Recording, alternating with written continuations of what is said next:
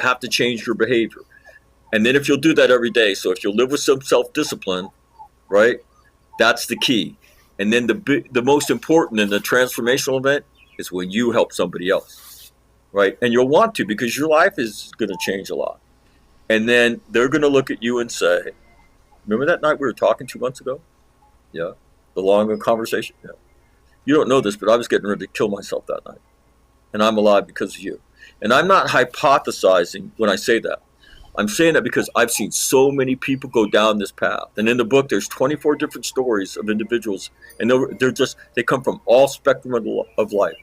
And so my message to everybody, before you take the meds, before you go to Forever Therapy, read my book, right? Put that blueprint to use and transform your life.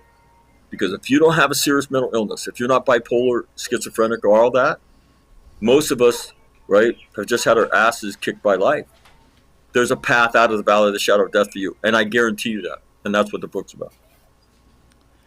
That is a very compelling story. And I had no idea what we were in for. I thought we were just going to talk about some trivial things like war in the Middle East. But by gosh, you really got our attention.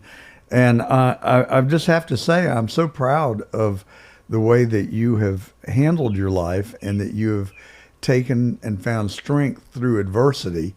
And now you've really unlocked the formula, which is to help other people, which in turn makes you feel good about where you are. And I think that's such a healthy response. Well, to me, it was the only response. You know, the Marine inside of me, the way, like I said, medication and therapy, I call that fighting down the long axis of the valley of the shadow of death. You stay in the valley and you're bearing your burden. And the punk Marine inside of me says, why the hell would I do that? Why don't I just turn left or right and get out of this thing? But somebody's got to teach you that. Somebody's got to teach you how to get out. And there's nothing mystical about this. Like, you didn't know anything about being a podcast host. You are one now, right? And all the other, you didn't know how to drive a car, you didn't know how to swim, but we learned those skills. So why is dealing with trauma after it happens, why is this thing that we can't do? PTSD, this kind of dark death sentence. It's not. And it's for everybody. You can learn how to do this. You can actually do that.